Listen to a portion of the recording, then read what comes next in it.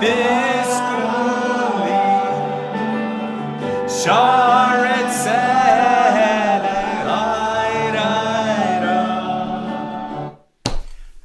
It's hard for me to turn that song off. I love it so much. Biskuli by Rabbi Baruch Chait. How's everybody doing? Great to be learning with you on a Tuesday. Let's light up the darkness. Who's in the house on a Tuesday evening? Renee in Indiana, Melissa in Great Neck Guy in Ohio, Tom in PA, Lucy in Minnesota. Always great to see you. Shandora in the Bronx, Aoife in Florida, Ellis, Shalom, Marjorie, not in Georgia, but in Fergus. Is that in Georgia or is that somewhere else? Great to see you all. It's just so great to see all your names every day. Maybe one of these days we should do this as a Zoom so I can actually get your faces and voices. That would be great.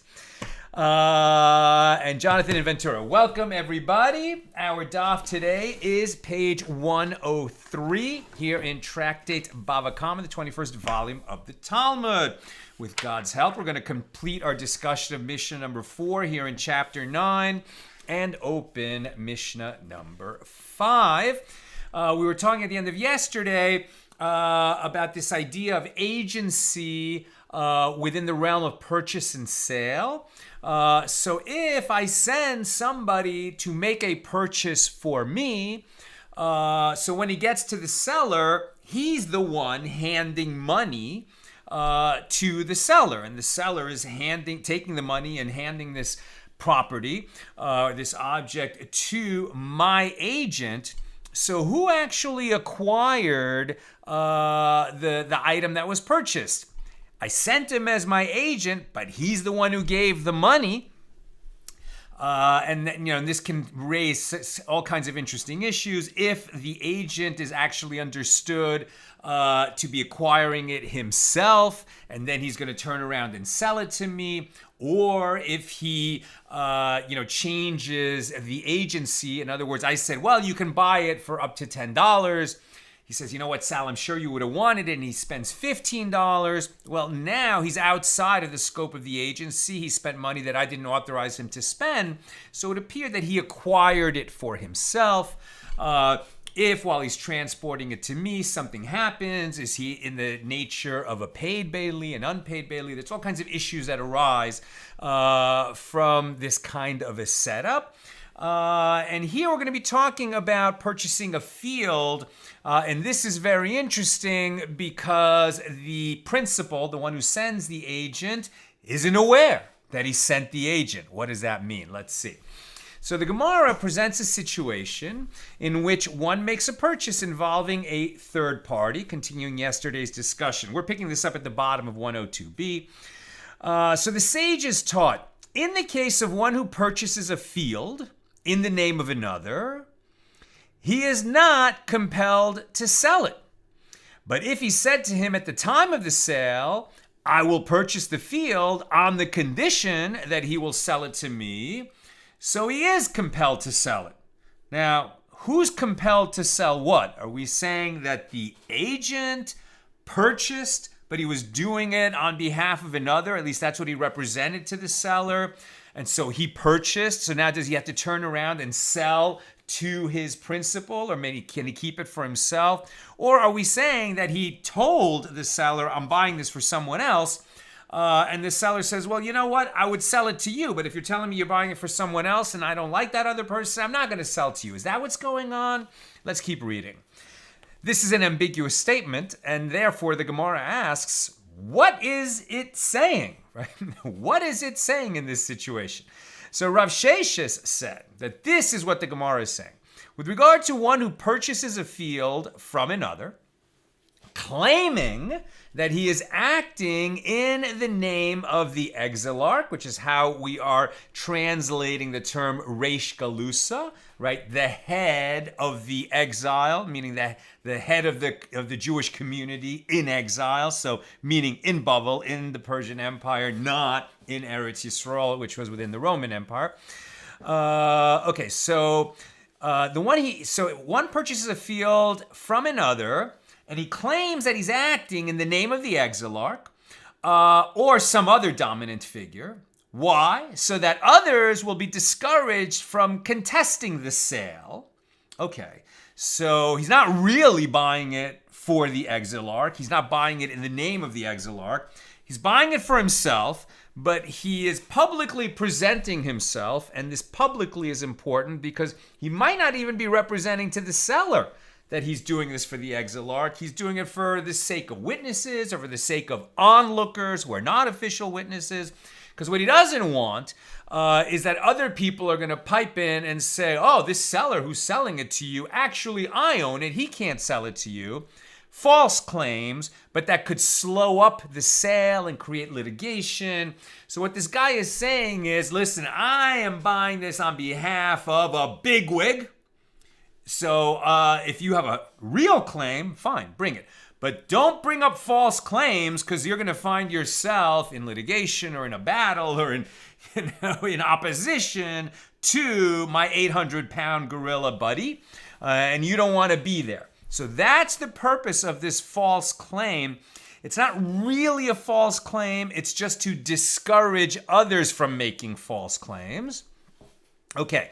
So in that situation, claiming that he's acting in the name of the Exilarch or any other dominant figure so that others will be discouraged from contesting the sale, in that situation, the Exilarch is not compelled to sell, meaning sell it to him, which in this situation, the Exilarch never bought it. What do you mean he's not compelled to sell? What that means is that the Exilarch is not required to provide the purchaser with documentation that the field actually belongs to the purchaser and not to the Exilarch, right? The Exilarch wasn't even involved. Why should he have to provide a document? But if the purchaser said to the seller, I will purchase the field on the condition that the Exilarch will provide me with that documentation, then the Exilarch is compelled to sell it to him to provide him with that documentation. And we're like, what? How is the Exilarch going to be compelled to get involved in this deal, which at some level is a little shady, a little bit odd. You know, somebody was claiming to be in his name just to discourage these other false claims. Okay, maybe he had a legitimate motivation, but the Exilarch was never involved. How are we going to compel the Exilarch to now get involved in the affairs of these people who are buying and selling fields? He's busy running a whole community. He's busy interacting with the king of Persia. Right? The Exilarch was a very high-level person within the Persian Empire. What's going on here? Maybe what this means is that the purchaser said to the seller, look, you and I both know that you're selling it to me. We want to discourage these other people. But, you know, since they're witnessing that the Exilarch the onlookers are going to say that this was purchased on behalf of the Exilarch, that's why they didn't raise their false claims. But we want this all to be neat and tidy going into the future. So if I can get this document from the Exilarch, and this would imply he actually knows the Exilarch, and he'll give me a document that says, you know, I bought it from you. He releases all claims that he might have had to it based on our representations in front of these onlookers. So as long as I can get that document from the Exilarch, I'll buy the field. And if I can't, then it's not a sale. And so then he would have to get that document. Now, that's the way Rav Sheshes interprets this. The Gemara questions that interpretation. The master said, with regard to one who purchases a field in the name of the Exilarch is not compelled to sell it to him, meaning he's not compelled to give this documentation that says, I have nothing to do with this. This guy bought it for himself. Since the Baraisa teaches only that the Exilarch is not required to provide the purchaser with documentation that the field is his, it can be understood by inference that the purchaser has nevertheless acquired the field for himself. Right? We all understand what's really going on here. Maybe the Exilarch doesn't have to provide a document, but in fact, the purchaser purchased, the seller sold, and it's the purchaser who acquires the land. The Exilarch his name was just used in the context of this transaction, but he didn't acquire anything. So let us say that this interpretation of the Baraisa disagrees with the statement of the residents of the West, meaning Eretz Yisrael, the land of Israel, because the sages in Eretz Yisrael say, and who informed the owner of the wheat that he should transfer the wheat to the customer? Since the seller assumed he was selling the field to the Exilarch, the sages of Eretz Yisrael would hold that the sale does not take effect, right? Yesterday we were learning that if one comes to say, I'm buying wheat for another person, okay, then he can buy that wheat for that other person. But if he doesn't inform the seller of who his principal is, the seller thinks he's just selling to the agent. And if indeed he wasn't selling to the agent, he was actually selling to this hidden principal, then there is no sale. And that's a distinction between the halacha, the laws it was practiced in Eretz Yisrael versus the way that it was practiced in Bava. Now, the Gemara rejects this interpretation. No. That's not what's going on here. It's not the same dispute as what we were talking about yesterday. If it is due to this inference that it is surmised that the Baraisa is in conflict with the opinion of the sages of Eretz Yisrael, no difficulty, la kasha, as it can be said that the Baraisa is discussing a case where the purchaser informed the owner of the field and he informed the witnesses to the deed of sale that he's purchasing it for himself. That's why I've been saying it's for the benefit of the onlookers, not for the benefit of the seller, not for the benefit of the witnesses who signed the deed. Everyone actually involved in the transaction knows what's really going on. There is no fraud. It's just that they want to discourage these other onlookers. And you can imagine that there are shady people in the world, believe it or not, who will, start litigation, even though they have no case, just because it'll be cheaper for people with expensive lawyers to settle rather than get involved in a protracted litigation. There are people who just lodge a claim because somebody will pay them nuisance money to go away. That's what's being discouraged here. So there is no, there's no misleading the seller about who's actually going to acquire the field. He knows. Where am I? So the Gemara rejects Rav Shesh's interpretation for a different reason.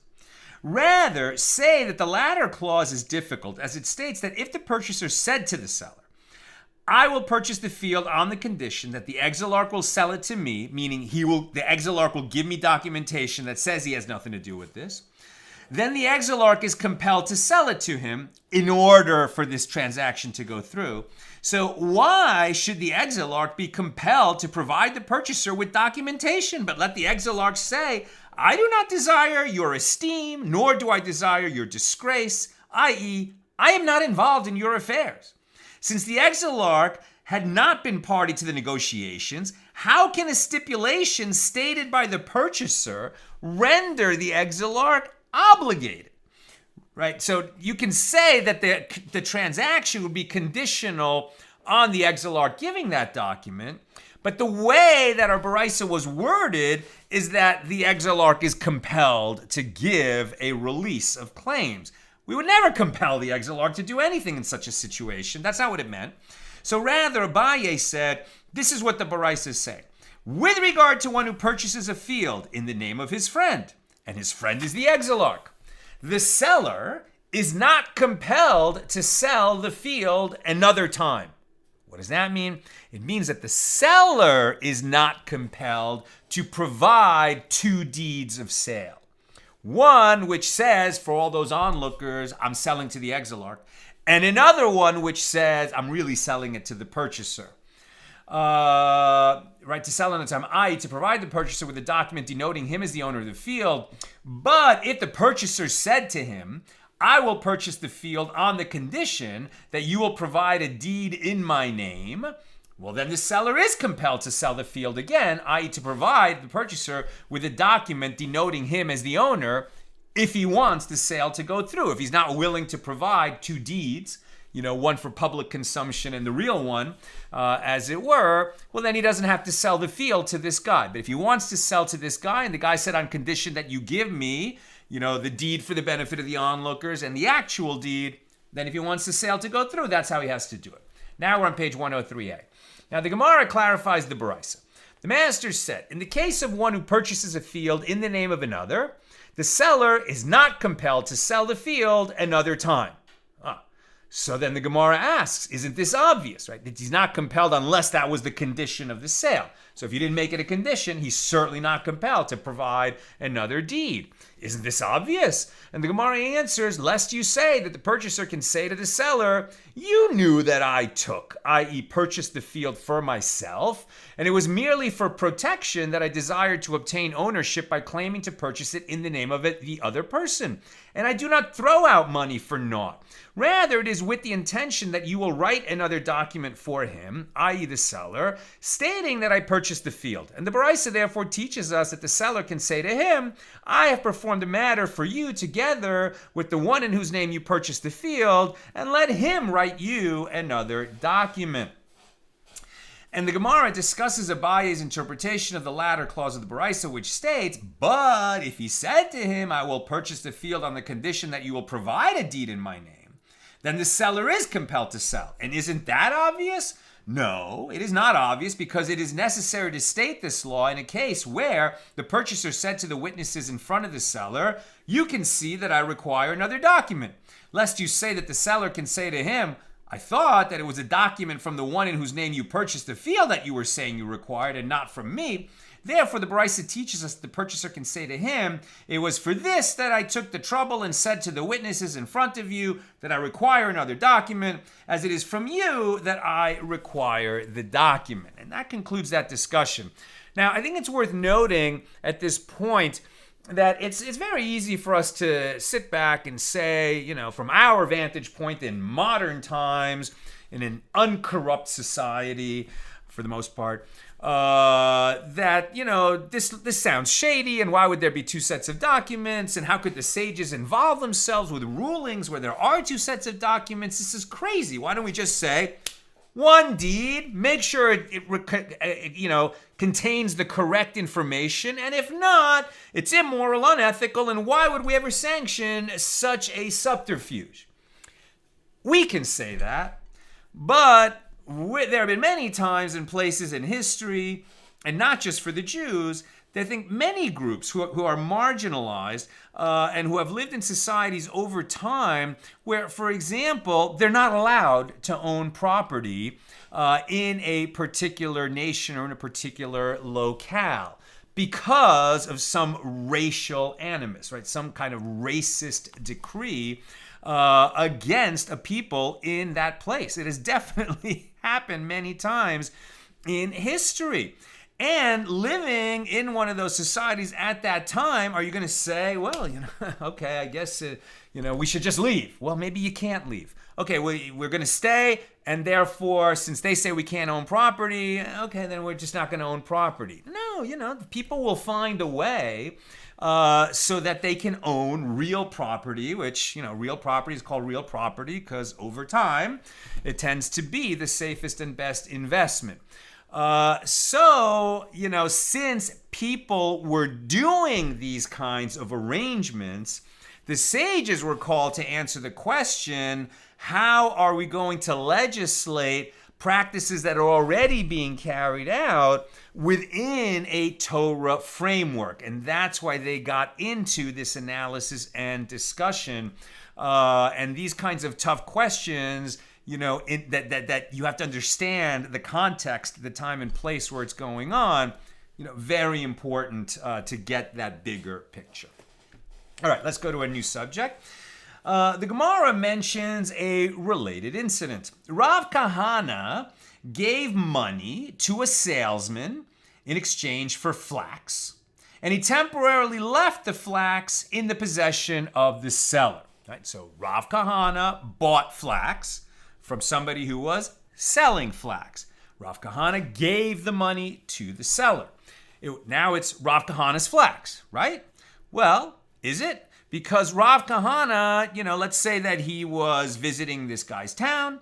He had walked in, or he had come there with a friend. He saw that there was a good deal on flax to be had, so he bought it. He gave the money over. but he was going to another town, or he was riding home with his friend who didn't have room in his wagon. Rav Kahana would needed to come back at a later time with a big wagon to pick up the flax. In the meantime, the seller is holding Rav Kahana's flax for him. And the reason we say, did Rav Kahana acquire it? Because maybe he didn't make an actual kinyan, right? A formal act of acquisition. He left it in the possession of the seller, and it doesn't necessarily become Rav Kahana's flax, even though he handed over the money, as we've talked about in purchase and sale. Handing over the money by itself is not a formal act of acquisition. You have to take possession of the flax, even if you're going to leave it in the care of the seller. And we're not sure whether Rav Kahana performed such a kinyan on the flax. At any rate, he left it in the possession of the seller. Ultimately, the flax appreciated in value. Before he could come and pick it up, the price of flax went up.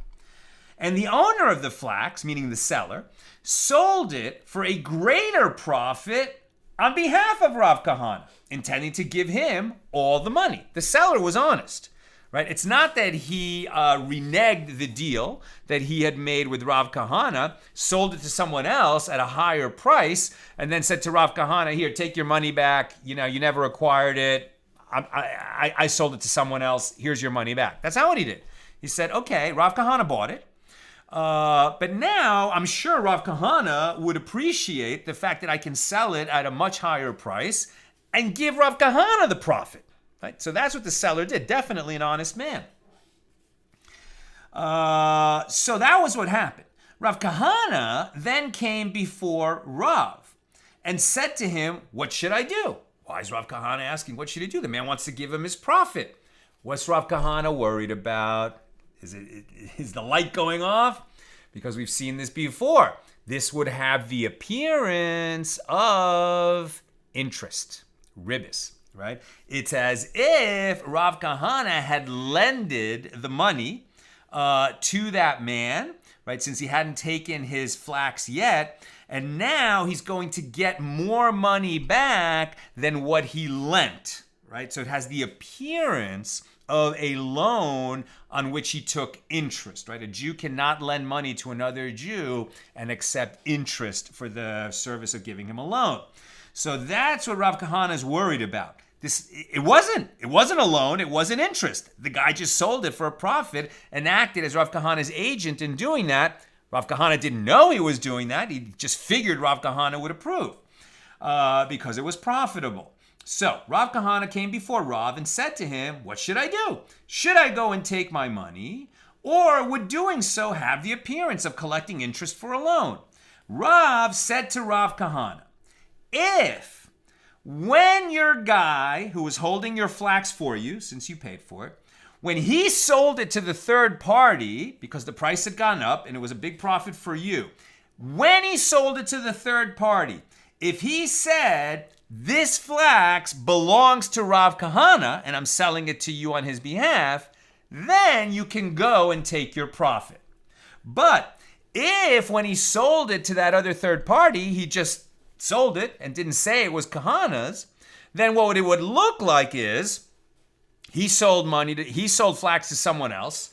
No one knows that Rav Kahana was involved. What people might see is that Rav Kahana gave money to that guy, and then that guy gave money to Rav Kahana more than what he accepted in the first place, and it would look like a loan with interest.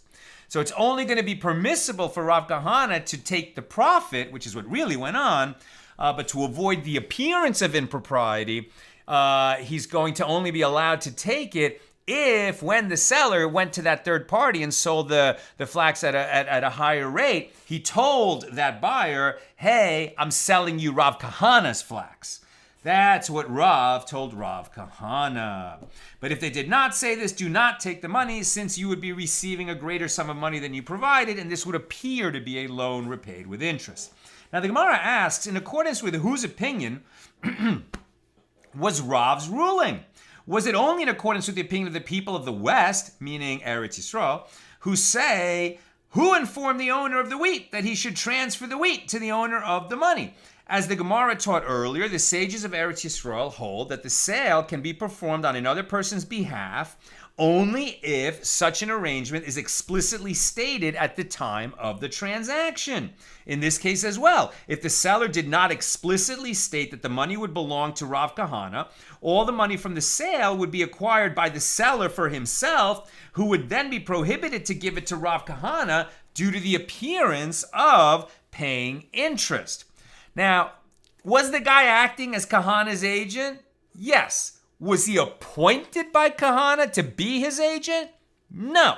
So do we really want to apply that principle that the sages in the West say about one who is an agent has to declare that he's acting as an agent at the time of the sale?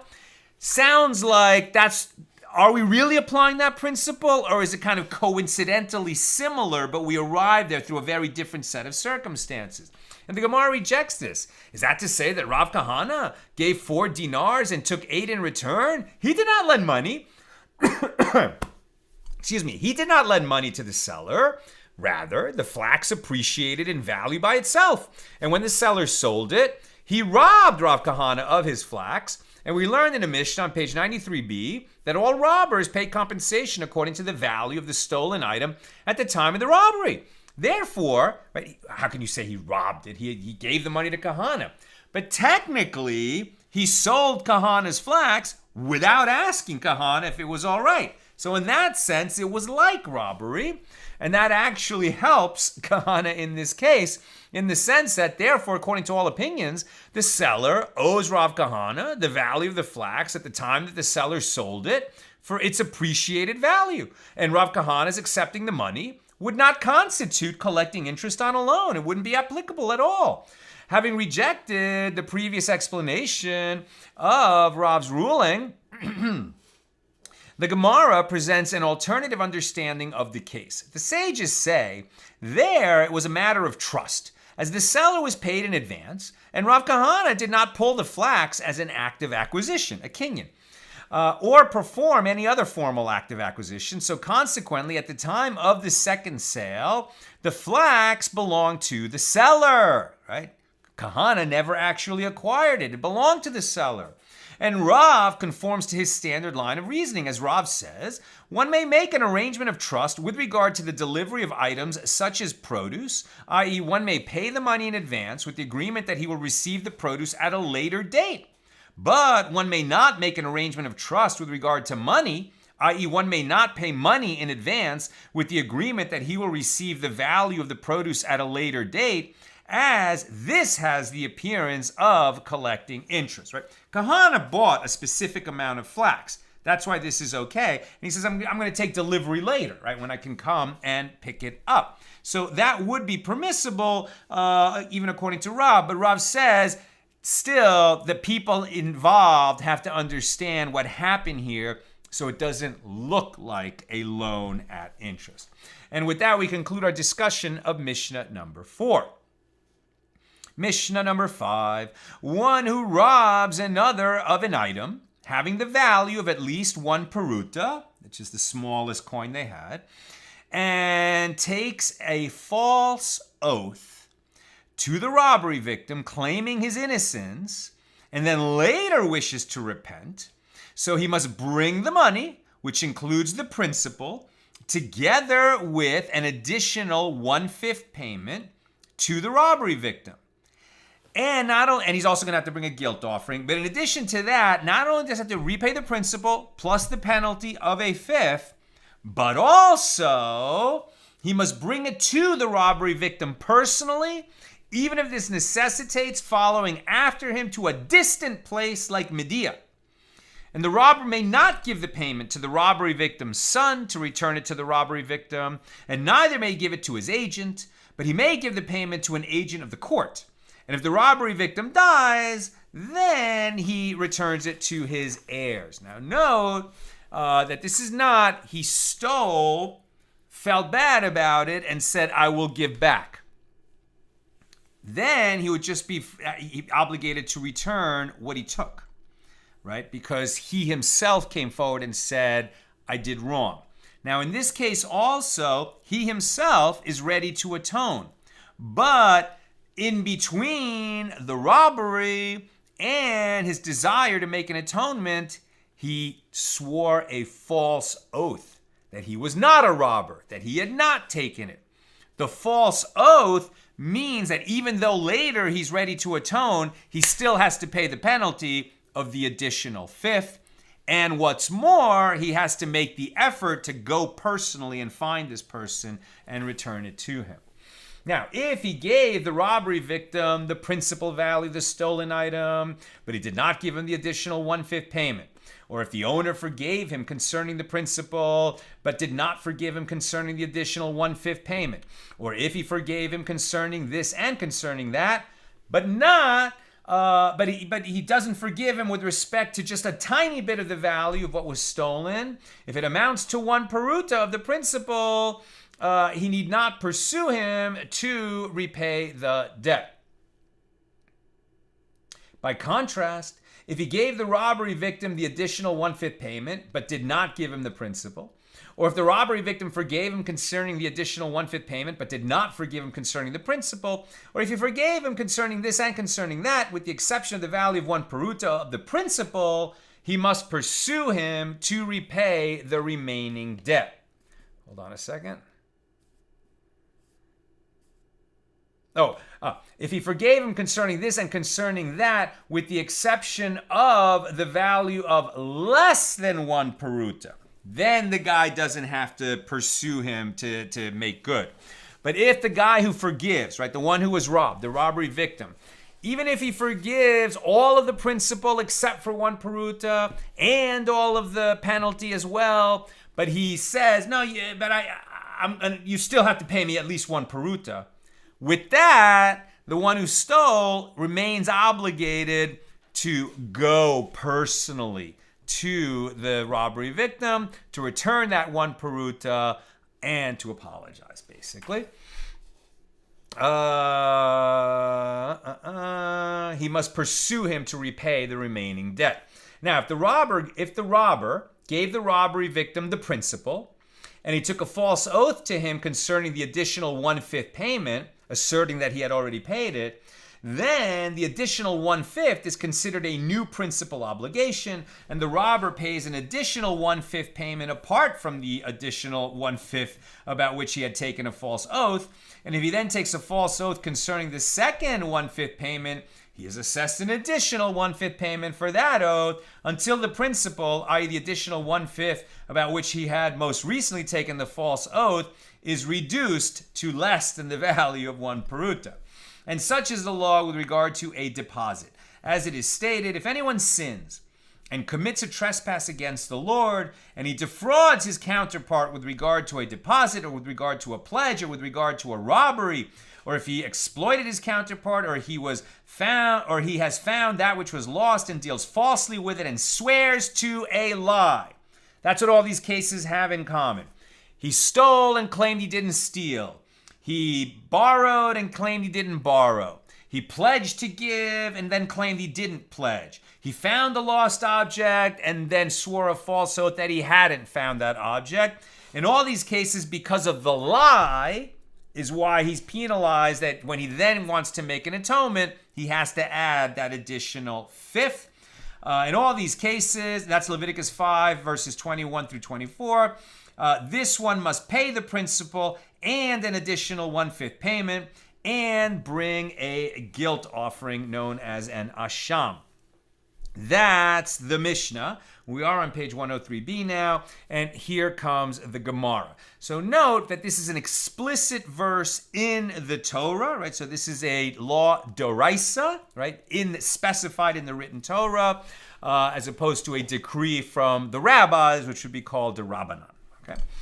Now, here's the Gemara on this. And by the way, when he says you have to bring a 5th, it's actually a 4th. Why? Because if, for example, you needed to return $100, you stole somebody's $100, you were accused of it, you swore right before God that you hadn't done it, and then later you you repented, right? You regretted that you had not only stolen, but that you had sworn a false oath. So now you need to return the $100 plus this additional fifth. A fifth of what? Is it a fifth of the $100, which would mean 120? No, you have to give an additional fifth, which is reckoned as 1/5 of the principal plus the penalty. So it'd actually be $25, because once you add the 25 to the 100, right? So 25 is then 1/5 of 100 plus 25, 125. 25 is a fifth of 125. So it's known as the outer fifth, right? It's a fifth of the total, not a fifth of the principal. Okay, now the Gemara. The Mishnah teaches that if a robber took a false oath that he did not rob, he must travel even as far as Medea in order to repay the robbery victim. This indicates that if he takes an oath to the robbery victim, yes, he is required to go to any length to repay his obligation. But if he did not take an oath to him, no, he does not have to do so. Whose opinion is this? It is not the opinion of Rabbi Tarfon and not the opinion of Rabbi Akiva, as it is taught in a Mishnah. If one robbed one of 5 people that he does not know which of them he robbed, and each one of the 5 says, he robbed me. So then the robber places the stolen item between the 5 and he withdraws from them. This is the statement of Rabbi Tarfon, right? So, for example, there was a money bag that was left in the coat room, right? And he took it, and then he regretted it, and he comes back and he says, okay, I took this bag of money. I don't know who it belongs to. It must be one of you 5. There's the money. Whoever actually owns it can take it. That's what, according to Rabbi Tarfon. But according to Rabbi Akiva says this is not the way to spare him from transgression. He is not considered to have returned the stolen item until he pays the value of the stolen item to each and every one of the 5. This is hard to understand. Now, this is not that he doesn't know who took it, so he says, whose money is this? Right? So if one guy says, that's my money, so he gives it back to him, all good. But if all 5 say, that's my money, so all 5 swear that it's their money. Now, we're not necessarily going to say that these people are liars. Let's just assume it's a case where, it's payday, they all received from their employer, bags of money that look the same, and maybe a bunch of thieves came and took the money bags from everyone in the coat room. One of them regrets it. He says, here's the money. Right now, all of them have been robbed. So they all say, well, that money, that's mine. I swear it's mine. Okay, they're not lying, right? They all think it's theirs. He doesn't know who he took it from. He wants to make it good. So Rabbi Tarfon would say, okay, just put your money bag here in the middle of the 5 and let them work it out. Maybe since they've all been robbed, they'll decide to split what's been returned to the group. Rabbi Akiva says, no, this guy who wants to make it good, well, he should know who he robbed. Since he doesn't know who he robbed, he's going to owe to everyone who swears that he was the one who was robbed. So he's actually going to have to make a 5-fold payment, right, to pay each of the 5. That's Rabbi Akiva.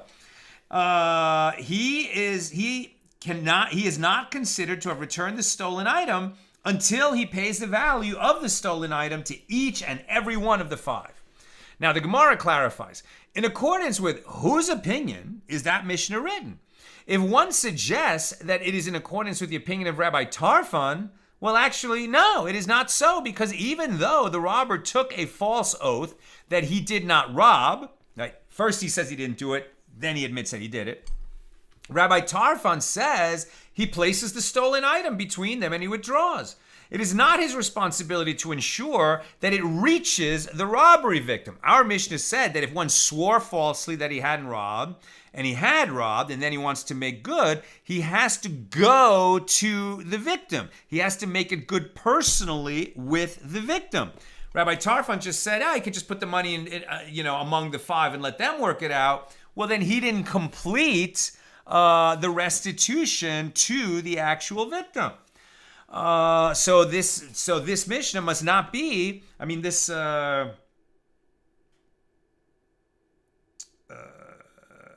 So that Mishnah that we're talking about between the dispute between Rabbi Tarfon and Rabbi Akiva, that was in Tractate Yevamos, page 118b, right? So that Mishnah in Yevamos, where Rabbi Tarfon says, just put it in the middle, that does not square with our Mishnah here, Mishnah number 5 in chapter 9 of our tractate. So it is not, so Rabbi Tarfon says he places a stolen item between them and withdraws. It is not his responsibility to ensure it reaches the robbery victim. So that doesn't square with our Mishnah today. Now, if one suggests that that incident from Tractate Yevamos is in accordance with the opinion of Rabbi Akiva, it is all, it is also not so, because even though the robber did not necessarily take a false oath, Rabbi Akiva says he is not considered to have returned the stolen item until he pays the value of the stolen item to each and every one of the 5. While our Mishnah here rules that his obligation to return it, to make restitution completely, and actually go to the person, that only kicks in if he swore falsely that he had not robbed, and then he cops to both the theft and the false oath. But in the circumstances of the Mishnah in Tractate Yevamos, they didn't say anything about he swore a false oath. That wasn't mentioned. So the Gemara answers, actually, our Mishnah here is in accordance with the opinion of Rabbi Akiva.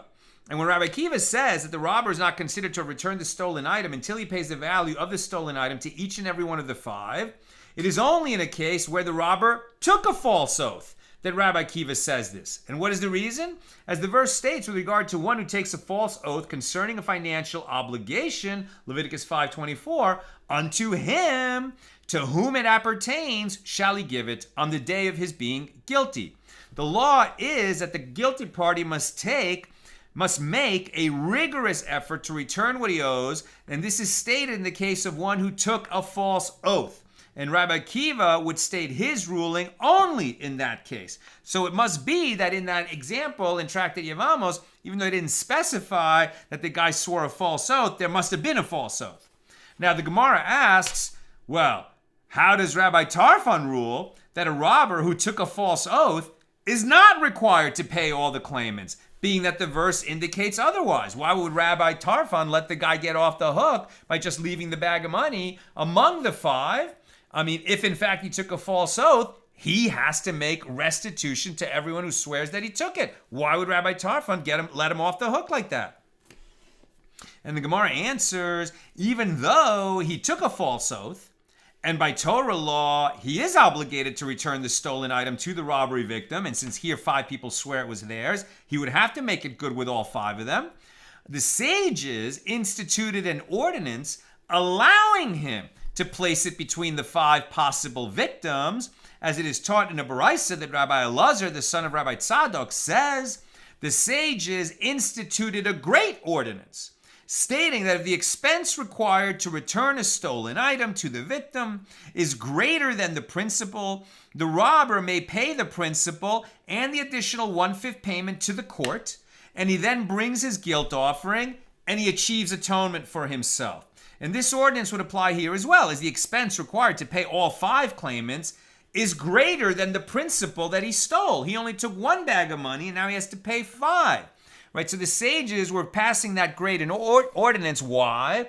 To encourage people who had stolen, who had made a mistake. Maybe it was a spontaneous theft. Maybe it was done while he was younger and didn't know better. Maybe he was intoxicated. Who knows? But they're making it possible for him to come clean and make an atonement, and not so onerous that he's going to have to pay 5 times what he stole. Right? He's just going to pay what he stole plus the penalty. And if they can't figure out exactly who it belongs to, he can deposit it with the court, and the court will figure it out, perhaps split it among them, perhaps listen to who can make a case that it belongs to him. So the Gemara asks, and doesn't Rabbi Akiva agree that the sages instituted this great ordinance? And the Gemara answers, Rabbi Akiva holds that when the sages instituted that ordinance, they did so only for cases where the robber knows whom he robbed. As in such cases, he is definitely returning the money to its owner by depositing it with the court, who will convey it to the robbery victim. But in the case of one who robbed one of 5 people, where he does not know whom he robbed, and where by merely placing the stolen item between the 5 of them, the money would not be returned to its owner, the sages did not institute an ordinance. Now, Rav Huna bar Yehuda raises an objection to the explanation that Rabbi Akiva stated his opinion specifically in a case where the robber took an oath. That's what we've been assuming for the last few paragraphs. The Barais in the Tosefta in Yevamos 14:2 states that Rabbi Shimon ben Elazar says Rabbi Tarfon and Rabbi Akiva did not disagree with regard to one who purchased an item from one of 5 people and does not know from which of them he purchased it. Right? He didn't do anything wrong. He, honestly purchased something. He's just not sure who he purchased it from. We could come up with a set of facts that would create that. So in that case, both agree that in this case, he places the money of the purchase price between the people and he withdraws. Since the purchaser has not transgressed, he didn't do anything wrong, he is not penalized by being required to suffer the loss of paying each of them. So Tarfon and Akiva would agree on that. With regard to what did Rabbi Tarfon and Rabbi Akiva disagree? They disagree with regard to one who robbed one of 5 people, and he does not know from which of them he robbed the item. As Rabbi Tarfon says, he places the stolen item between them and withdraws, and Rabbi Akiva says he has no remedy, i.e. he has not fulfilled his obligation to return the stolen item until he pays the value of the stolen item to each and every one of them. Now Rav Huna bar Yehuda states his objection. And if it enters your mind that Rabbi Akiva stated his ruling specifically with regard to one who took a false oath, what is the difference to me if he purchased an item from another, and what is the difference to me if he robbed him? In either case, he has transgressed the prohibition against taking a false oath, denying his obligation, and he should be penalized by being required to ensure that the one to whom he owes the money receives it, right? So if this is only in cases where there's a false oath, then it doesn't matter whether it was originally a purchase or originally a robbery. Once a false oath was stated, we don't feel so bad about penalizing this guy to having him make good with all 5 potential robbery victims or all 5 potential sellers or purchase sellers, right? Sellers, all 5 potential sellers. If there was a false oath, right, then that's why he would owe everybody. And we've been assuming that the reason he has to make it good to everybody is because there was a false oath. But since we say that this doesn't apply in cases of purchase and sale, he doesn't know who he purchased from. If there was a false oath in the middle, it wouldn't matter that it was a purchase, that it was a purchase and not a robbery. It's the false oath that obligates him to make it good to everybody. So that would seem to suggest that there was no false oath. It's not because there was a false oath that Akiva says you have to make it good to everybody. And Rava raises another objection to the explanation of Rabbi Akiva. And Rava raises another objection to the explanation that Rabbi Akiva stated his opinion specifically in a case where the robber took an oath. Right? So here's a second reason why maybe there was no oath. There was an incident involving a certain pious man who purchased an item from one of 2 people, and he did not know from which of them he purchased the item. And he came before Rabbi Tarfon for a ruling. Rabbi Tarfon said to him, "Place the money of your purchase between them and withdraw." He then came before Rabbi Akiva, who said to him, "You have no remedy until you pay each and every one, i.e. both of them." And if it enters your mind that Rabbi Akiva stated his ruling specifically where the purchaser took a false oath, does a pious man take a false oath? It seems from this incident that Rabbi Akiva rules he must pay all potential owners of the money regardless of whether or not he took a false oath. And if you would say that perhaps he took a false oath and only later became a pious man, but isn't there a tradition that anywhere that we say there was an incident involving a certain pious man, that pious man is either Rabbi Yehuda ben Bava or Rabbi Yehuda, the son of Rabbi Eli, and Rabbi Yehuda ben Bava and Rabbi Yehuda, the son of Rabbi Eli, were both pious men from the beginning. They didn't have a youth that was misspent when they were not pious. So due to these objections, the Gemara offers an alternative explanation. Rather, our Mishnah here is actually in accordance with the opinion of Rabbi Tarfon. And Rabbi Tarfon concedes that a robber must pay every potential owner in a case where he took a false oath, as is the case in the Mishnah here. And what is the reason? As the verse states, unto him to whom it appertains shall he give it in the day of his being guilty. So this verse, which requires one to go to any length to return money that he owed, is referring specifically to one who takes a false oath concerning his financial obligation.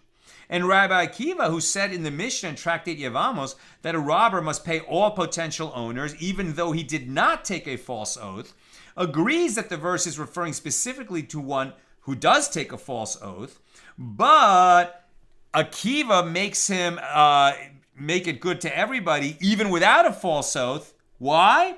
Because the sages penalize the robber by obligating him to pay all of them in any event.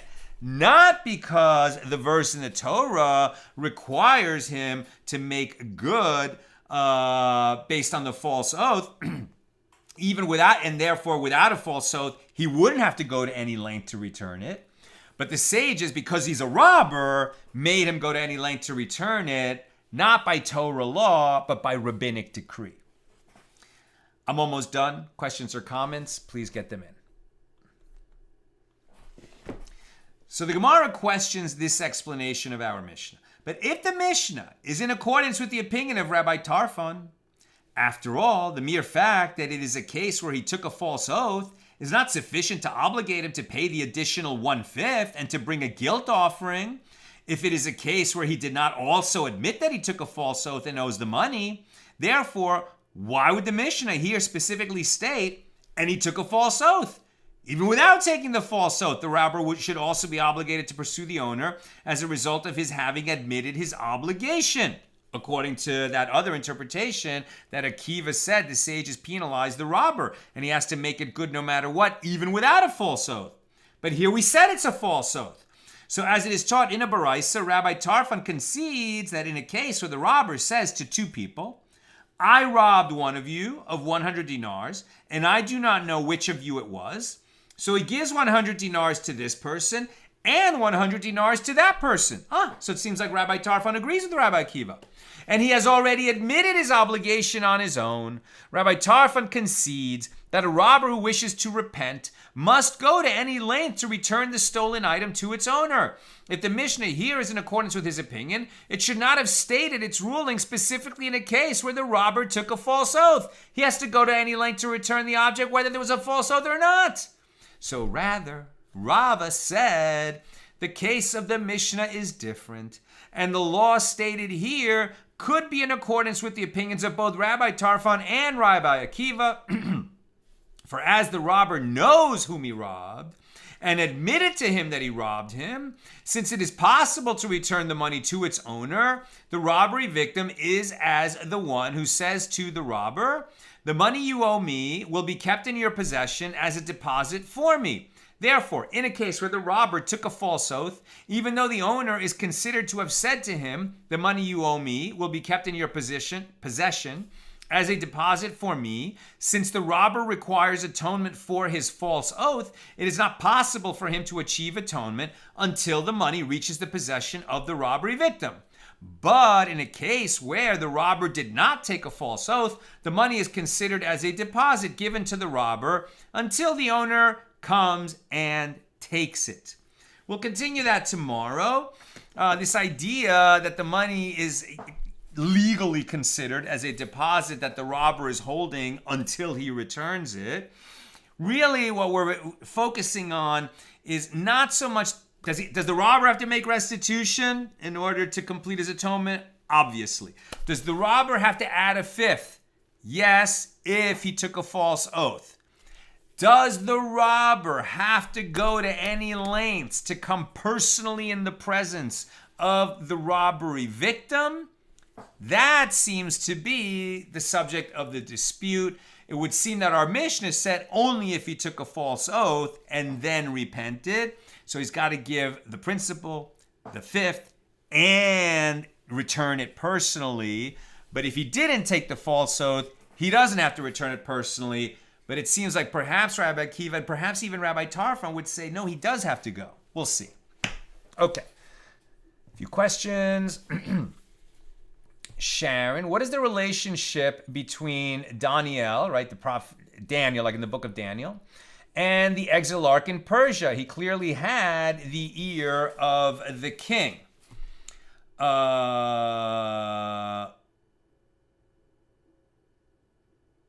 not sure what you're asking me. Daniel clearly had the ear of the king. Was Daniel considered the Exilarch? Maybe. That's also in the period between the destruction of the first and second temple. And here we're talking about, the period of the Gemara. So, it's almost 1,000 years later. And I'm not sure that the head of the Jewish community in Persia after the Babylonian exile, they were exiled to Babylonia, but then Nebuchadnezzar fell, right, to the Persian Empire, and Cyrus and Darius, etc. Those were Persian kings. So I'm not sure if at that time the head of the Jewish community in Persia was called the Reish Galusa. Maybe he was. So I'm not quite sure what you're asking. Tom, if he can't take the profit, can he at least get his own money back? Oh, so I think you're referring to the idea that Rav Kahana, right, paid for the flax, didn't pick it up yet, and then the seller of the flax who was holding on to it for Kahana, and then sold it because the price had appreciated so much. He figured Kahana would approve, but he neglected to mention to the buyer that he was selling him Kahana's flax. So in that situation, Kahana can't take the profit, but would Kahana get his principal back? Certainly, because that would not have the appearance of a loan with interest, right? If he, gave that guy money and received the same amount of money back, there would be no appearance of interest. And so it would just be a situation where it was like the sale never went through because Kahana never really acquired the flax. The guy took the money as a deposit. Kahana didn't pick it up in time. He sold it to someone else, and he refunded Kahana's money. I think that's the way it would have been handled if indeed Kahana is not permitted to take what was really a sale of his flax for his benefit, but because it might have the appearance of impropriety, they said don't take it. In that case, he would get his principal back.